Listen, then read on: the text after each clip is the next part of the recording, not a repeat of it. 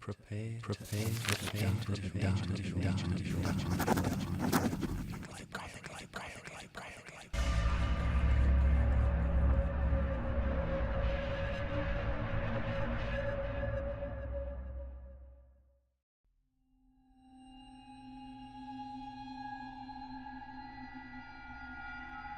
The message read, Ekaterina, we know who you are. We will be watching. Be warned. The cult is much more than a legend. It is still very much alive. The girl said out loud, This changes nothing. The exuberance of youth or just plain folly? She was dead set on getting to Snake Island to solve the family mystery. Ekaterina raised her brows and said, No car, probably no boat, and still away to the coast. She slung her bags over her shoulders. Hitchhiking it is. Opposite the grey wolf was a tracker's lay-by, a plank of wood laid fallen in between two concrete blocks, acting as a bench.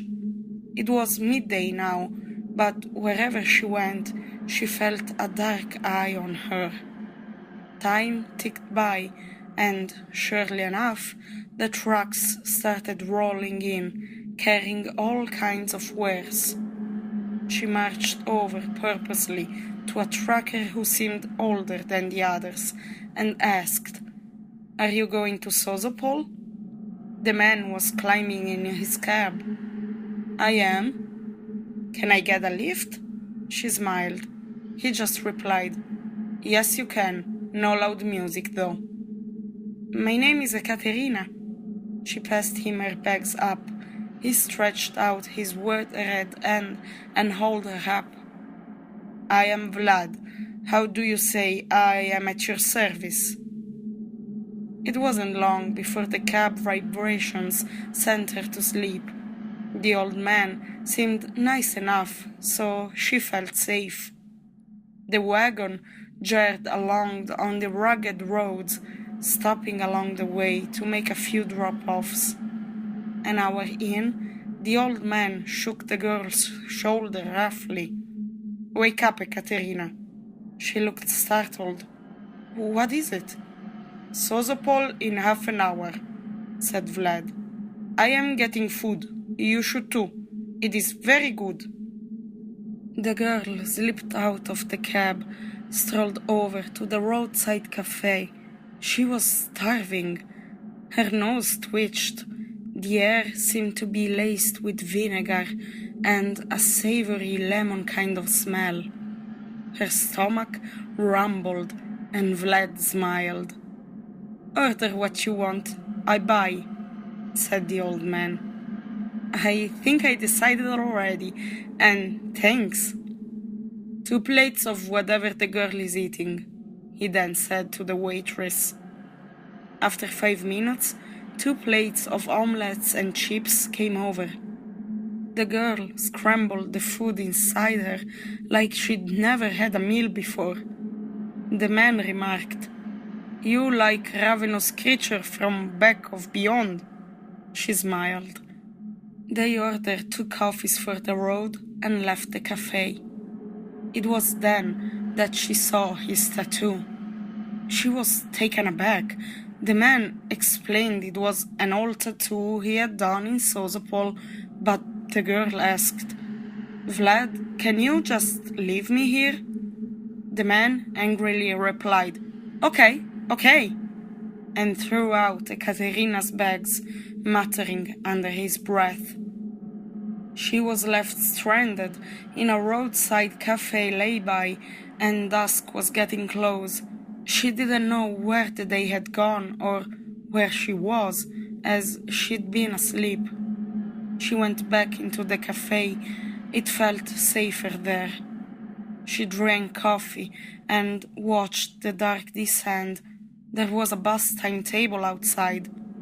She finished her awful coffee and went to look at the times.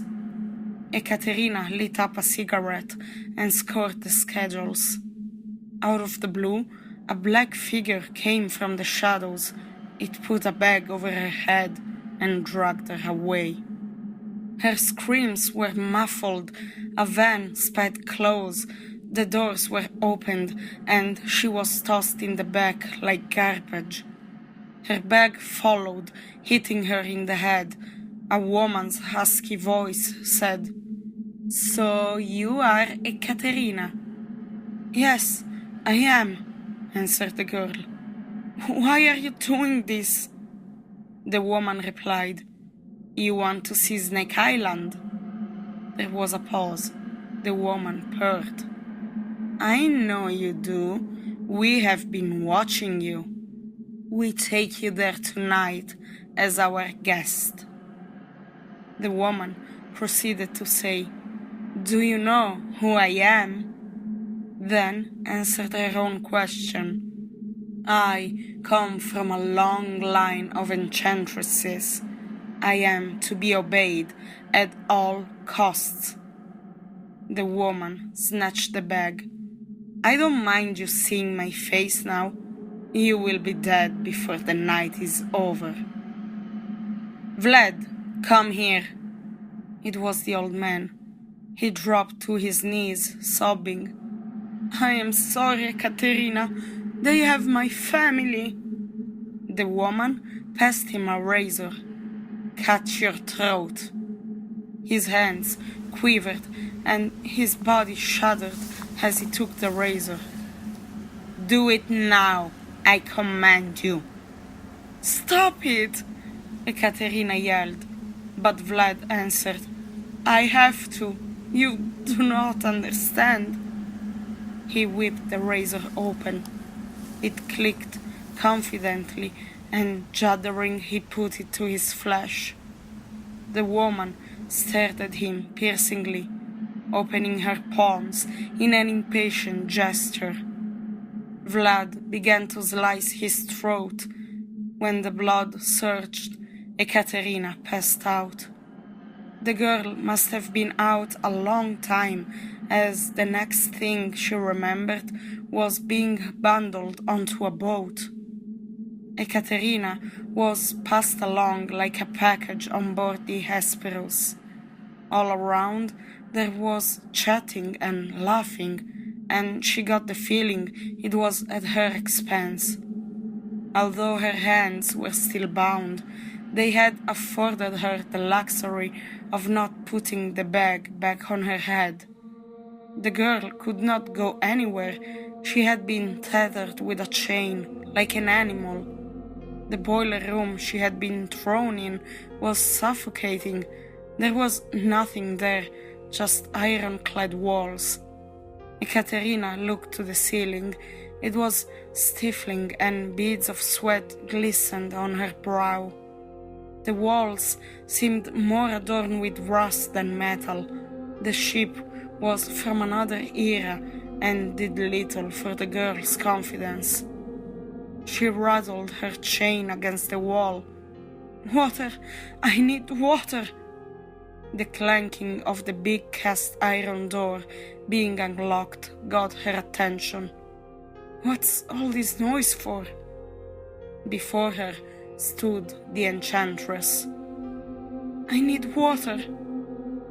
The woman strutted over, unlocked the chain, grabbed a mop of blonde hair, and dragged the squealing girl out of the boiler room.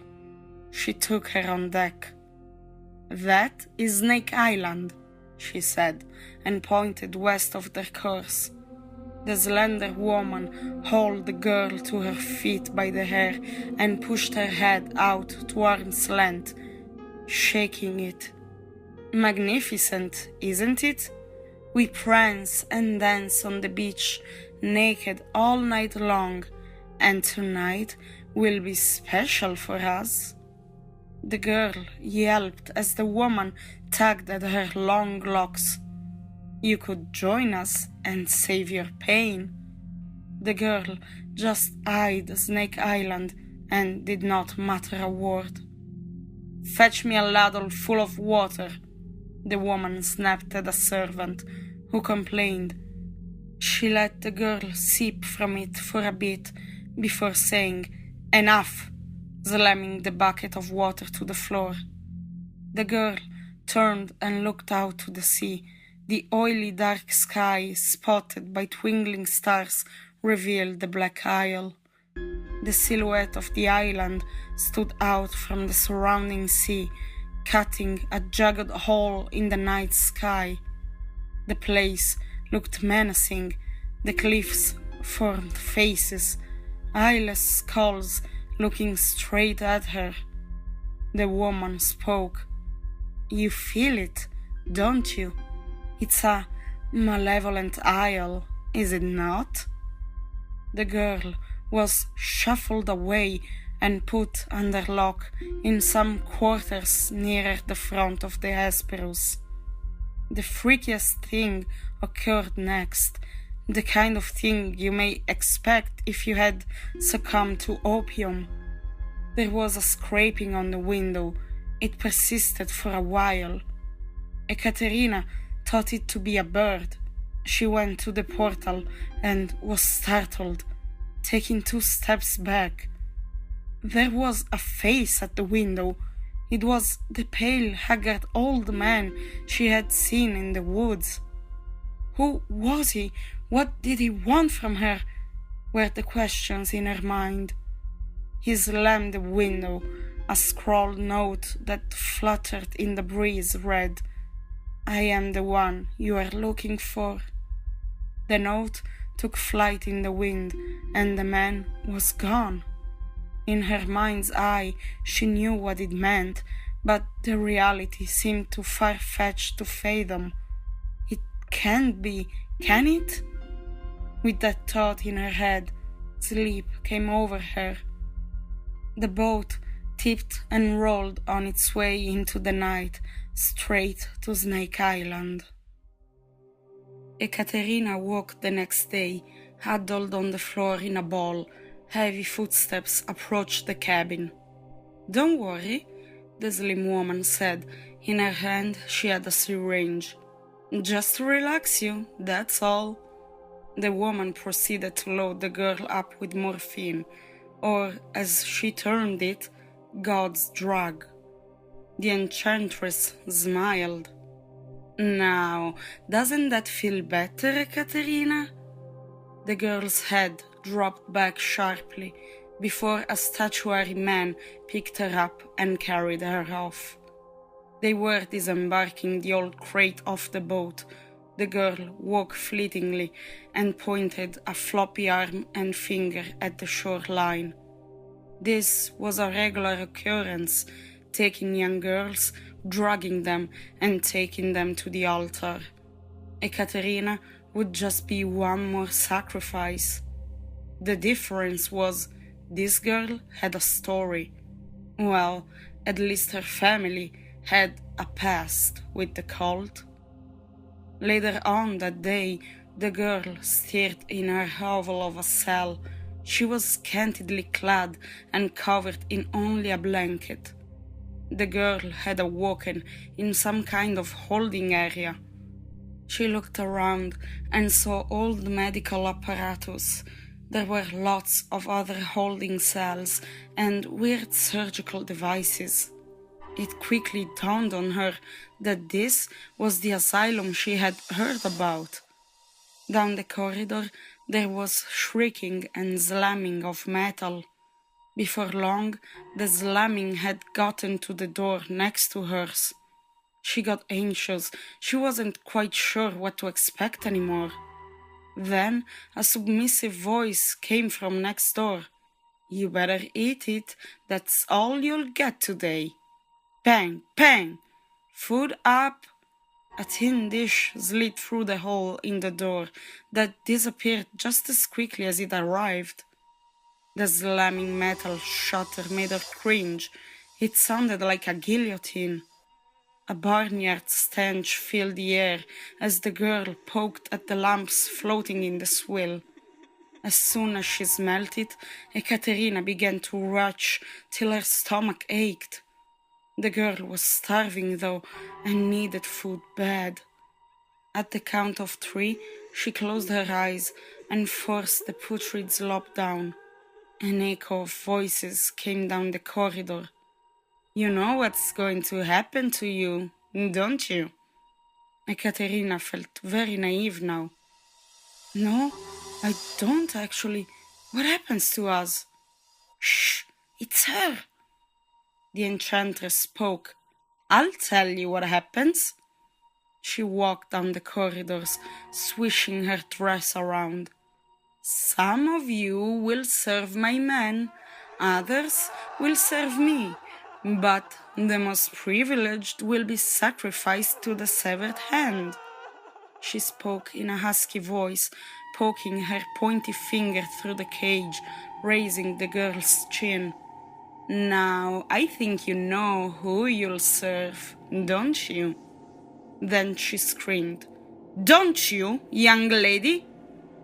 Whispering then, the woman said, "You are special. We know your history." The girl looked bemused. The woman cackled and laughed. Later that evening, Ekaterina was taken from the cell. She was pulled on a tether through the asylum's pale corridors. The gloomy walk was very unsettling. The fact that they had lit the place with torches that flickered with the draught only added to make her see shapes that weren't there. The deeper they got into the earth of the asylum, the more the temperature dropped notably. Goosebumps appeared on her skin. She shivered, but they just kept pulling on the tether. Her feet slapped on the cold concrete floor.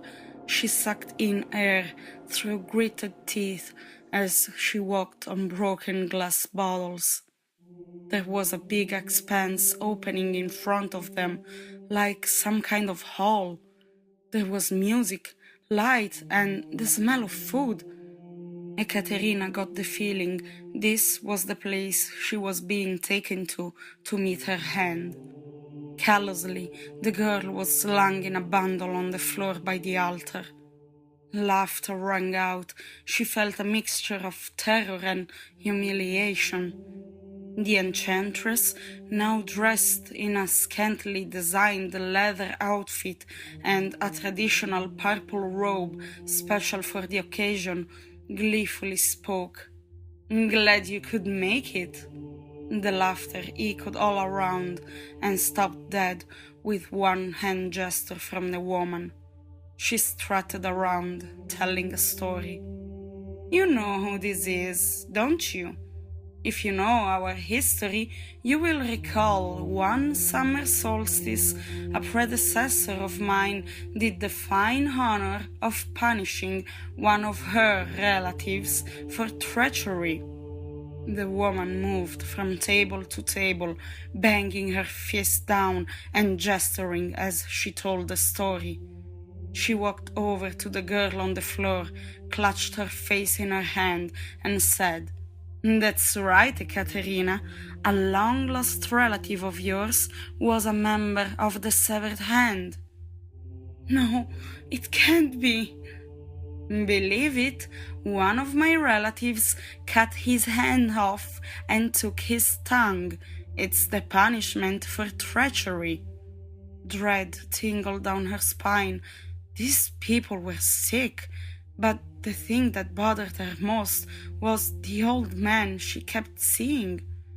The enchantress became more volatile, taking a lash to the girl, spitting obscenities. "Enough of the pleasantries, take the whore away."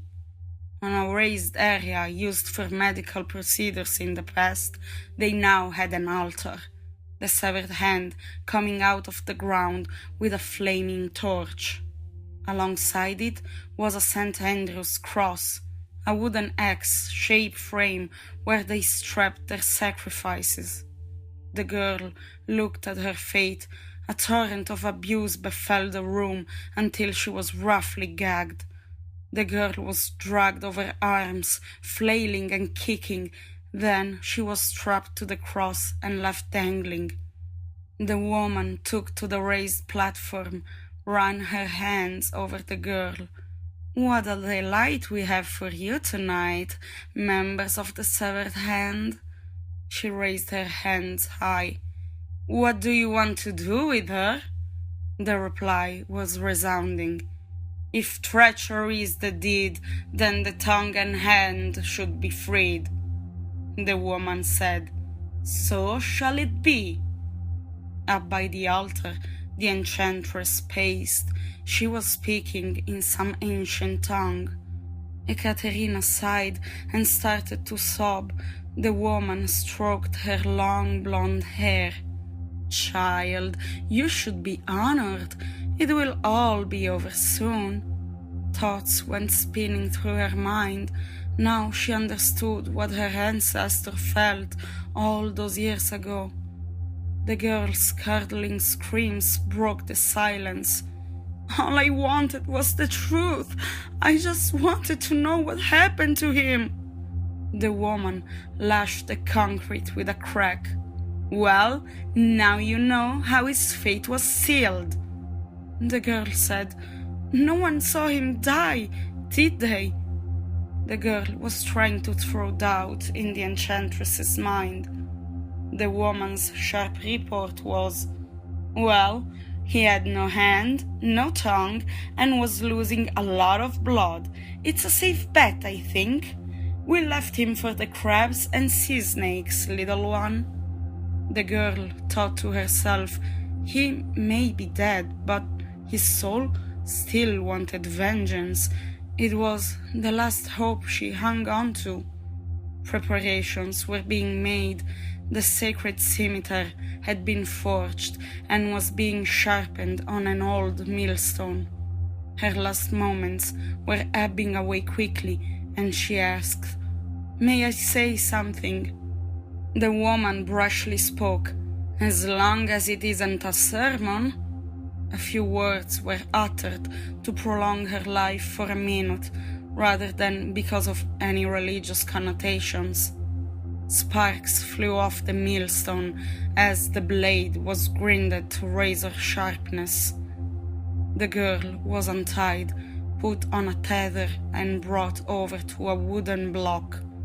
A man roughly pulled her hand and placed it firmly on the marred wooden surface. Her hand was bound tight and strapped down. No matter how much she squirmed, she would not be leaving that place. The girl was forced to her knees and left naked, her rags removed from her body. The woman put a Hessian cloak over her. "Now it's your time, Ekaterina." The girl felt so vulnerable, kneeling all alone in front of all those people, and all she had to look forward to was a painful death. Ekaterina shed a dewy tear. She wiped it away with her forearm as the clammy cold sweat of fear came over her. The enchantress took the scimitar from the bladesmith and plundered it in a vat of cold water. Steam plumed in the air along with a hiss. She raised the blade, eyed it as if it were something of beauty, ran her feline finger along the blade till it drew blood. The woman cast her eye at the bladesmith. "You have done well. Kneel before me." The man obeyed. "This blade you made for me is a fine one," she whispered in his ear. "It will be your last." She swung down the scimitar, felling the man's head, which rolled into the middle of the hall. "A fine blade it is." Ekaterina trembled with what she had just seen. As the woman walked over to her, she was petrified. "Put a brace over her hand so she does not tremble so much." She dragged the blade over the floor, grinding the metal, tormenting her prey. Then she clasped the handle with two hands, raised it high above her, arched her back, and was just about to wield the blade down with all the fury she could summon. And that's when the spectre came, the vengeful soul, or guardian angel perhaps. Just as the blade was about to fall, the woman lurched forward as if nudged, but nothing was there. The faces in the crowd gasped and looked at one another. The enchantress turned, swinging the scimitar around like a crazy woman. The peculiar scene went on. It looked like things were cast from an invisible entity. Ekaterina looked on bemused, but hope began to grow inside of her. Then a dirk seemed to float in the air. The enchantress began to grow tired of wielding the heavy scimitar. The woman began to get breathless. Her arms dropped. The blade clanked down on the floor. She dropped to her knees and spoke. "What or who are you?" A crooked man appeared dressed in a Hessian robe, such as a monk would wear. He grunted and took down his hood. All that was there was a dead skull. No eyes remained. He clutched his stump and bowed his head. "I know who you are," said the woman. "So you are here to take your vengeance, like you said you would all those years ago on the sand of Snake Island." The woman laughed defiantly. "Huh, do not expect me to beg. I fear not death." The man moved closer, dragging his feet, shuffling. He looked over at the mob. They watched in silence. His ghastly features would chill most to the bone. The woman said one last sentence. "Don't forget the curse. You will never be free, nor will any of your seed." The reaper-like figure stopped. The woman spat at it. Ekaterina muttered, "End it." He drew tight to the woman and with one jolt plunged a dagger in her heart, slipping the weapon up like he was gutting a fish. There was a mass exodus. Screaming and fighting people trampled over their friends to get to the doorways. It was pure chaos. The figure slowly made its way over to Ekaterina and cut her free of her bonds. She thanked the contorted man. He grunted, and then he was gone, disappearing into a mist from whence he came all those days ago. The girl grabbed at her cloak, gathering it around her, and ran down to the holding cells. One last thing before the nightmare was over, she had made a vow to herself to free the innocents. She took a torch off the walls and made her way down the cavernous tunnels, damp and treacherous, her feet shredded to ribbons by the broken glass. She tore strips of her cloak and wrapped her feet tight. The girl's bloody feet slapped down, stinging with every footstep. Almost there, she could see more lights and heard shouting, "Help! Help us! Please, let us free!" Some were dead, others still crawling in trails of their own blood. Ekaterina went to see if anything could be done for these poor souls, but realized she should focus on the living. Dashing down the hallway, she unbolted as many doors as she possibly could. Then the girl staggered along the tunnels, throwing up and retching. Her body jerked as she bounced off the walls. It was only when she made it around the corner and the sunlight nearly blinded her that she felt truly free. Exhaustion fell over her. She knelt on the floor before fainting. Sometimes later, back home in Sofia, the girl was at her computer writing the account of her story for her paper and as a personal therapy. Her doctor said it may help. She was burning the midnight oil as usual. It was 3 a.m., the witching hour. The girl had just made a brew. The kettle's whistle broke into a scream, and the Katerina sipped the scalding hot coffee, burning her lips. Everything was quiet, not even the usual noise from the clubs. She was reading her story, doing a bit of editing, when the door creaked open. She paid it no mind until it creaked some more. The girl turned her head. "Ah, it's nothing." Clickety-clack on the keyboard, her fingers danced. The door moved some more. She heard the carpet ruffling, but ignored it. Then more light scuffling. It seemed to be getting closer. In fact, it sounded right next to her. She had the most dreadful thought. The enchantress's last words were, "Remember the curse," and that her bloodline would never be free. Something tickled her neck, scratching at it, trying to grip and climb. She froze. It was the curse of the severed hand. She remembered that everything killed by them and burned on this sacred altar belonged to them. Then a hand gripped her tightly around the throat, choking her. She grabbed it with both hands, trying to fight it. Its power was immense. She could not get free of it. The girl was found by a neighbor. She was dead, quite dead, said the doctor, taking a drink from his hip flask. The girl was taken to the hospital to run tests. The police believed it to be a home invasion that went wrong. But something happened in the morgue that night that makes you want to doubt everything you know of reality. Maybe the creak you hear in the other room is not quite what it seems. And maybe you catch something in the corner of your eye that shouldn't be there.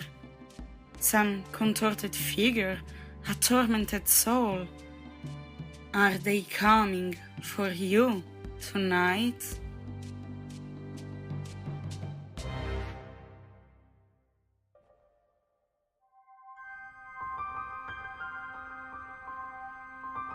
It's in the dustiest books that you may find the best stories.